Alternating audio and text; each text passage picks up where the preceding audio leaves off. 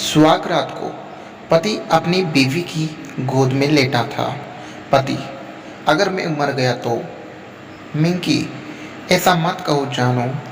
पति: अगर मैं मर गया तो तुम तुरंत शादी करोगी?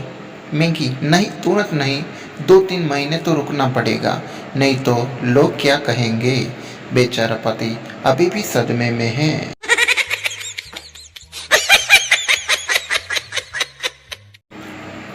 हनीमून वाले दिन पति घूंघट उठाने से पहले 5 घंटे से लगातार दुल्हन को गाने सुनाए जा रहा था। दुल्हन की हिम्मत जवाब दे रही थी।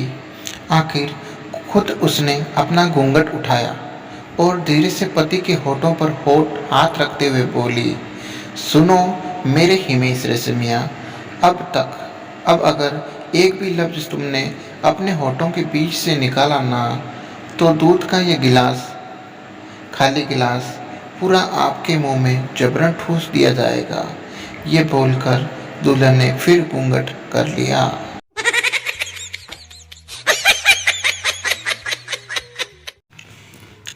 पत्नी: हेलो, कहाँ हो?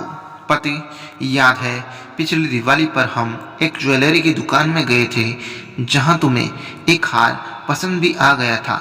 पत्नी: हाँ, याद आया। पति: और उस समय मेरे पास पैसे नहीं थे। पत्नी खुशी से: हाँ हाँ, याद आया। पति: और फिर मैंने कहा था कि ये हार एक दिन तुम्हें लेके दूंगा। पत्नी और ज़्यादा खुशी से: हाँ हाँ हाँ, बहुत अच्छी तरह से याद है। पति: तो बस उसी की बगल वाली दुकान में बाल कटवा रहा हूँ, थोड़ा लेट आऊँगा।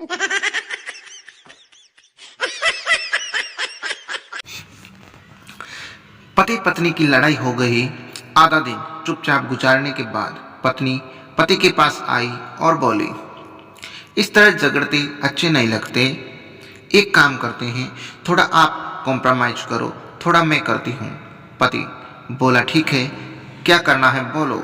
पत्नी: आप मुझसे माफ़ी मांग लो और मैं आपको माफ़ कर देती हूँ।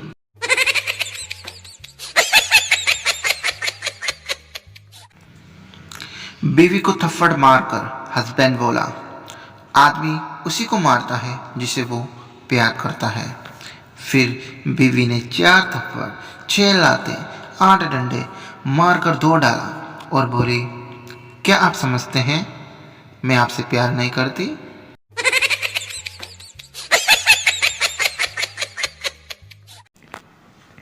घर में जब खुद की शादी की चर्चा होती है तो लगता है जैसे इलेक्शन का टिकट मिल गया हो। जब घर वाले लड़की देखने जाते हैं तो लगता है कि प्रचार की धूम मची हुई हो, और रिश्ता पक्का होने पर लगता है जैसे एमएलए बन गए हो, और शादी के वो 2-4 दिन लगता है कि हम मुख्यमंत्री बन गए हैं, और शादी के 1 साल बाद लगता है जैसे कोई घोटाला करके फंस गए हो।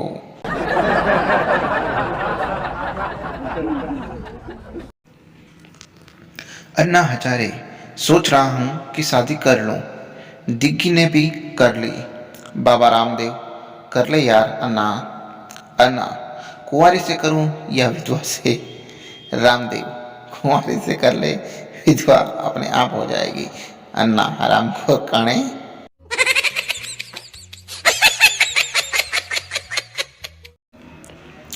आज सबसे बड़ी कुर्बानी वह होती है जब हम अपना फ़ोन चार्जिंग से निकालकर किसी और का फ़ोन लगा दें। जिस पुरुष ने आज के समय में बीवी, नौकरी और स्मार्टफोन के बीच में सामंजस्य बिठा लिया हो, वह पुरुष नहीं, महापुरुष कहलाता है।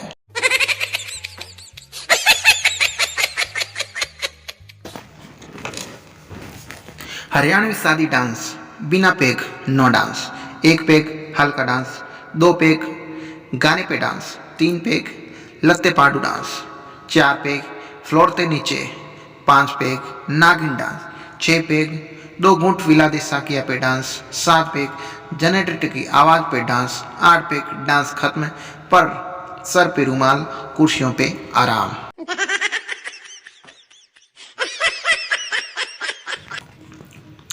पति बालकनी में खड़ा खड़ा मस्ती से गा रहा था। पंछी बनूं, उड़ता फिरूं मस्त गगन में। आज मैं आज़ाद हूँ दुनिया के चमन में। रसोई में से बीवी की आवाज़ आई, घर में ही उड़ो, सामने वाली मायके गई है।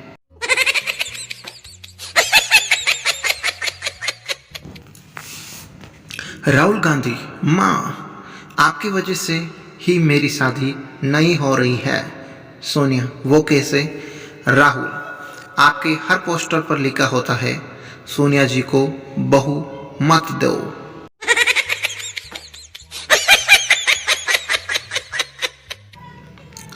वाइफ, मेहमान आ रहे हैं और घर में दाल के सिवा कुछ बना नहीं है।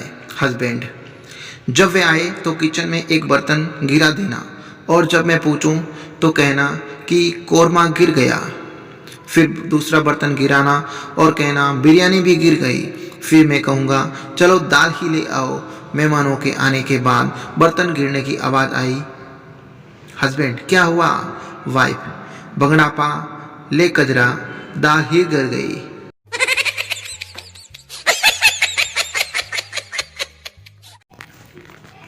एक फैमिली शोले फिल्म देखकर घर पर लौटी।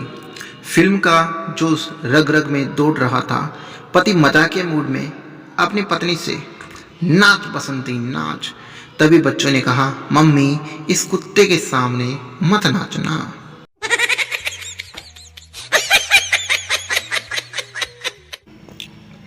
पत्नी, आज तुम्हारी माँ ने फिर से अपमान किया।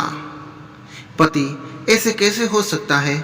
वो तो 4 धाम यात्रा पर गई हुई है। पत्नी, मैं जानती हूँ, पर आज उनका खत तुम्हारे नाम मिला। उत्सुकतावश मैंने खोल के पढ़ लिया। पति, ऐसा क्या लिखा था जो तुम्हारा अपमान हुआ?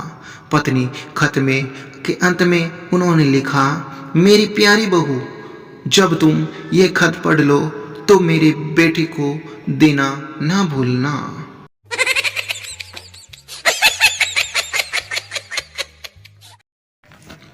पति पत्नी की लड़ाई हो गई। आधा दिन चुपचाप गुजारने के बाद पत्नी पति के पास आई और बोली, इस तरह झगड़ते अच्छे नहीं लगते। एक काम करते हैं, थोड़ा आप समझौता करो, थोड़ा मैं करती हूँ। पति बोला, ठीक है, पर करना क्या है बोलो। पत्नी, आप मुझसे माफ़ी मांग लो और मैं आपको माफ़ कर देती हूँ।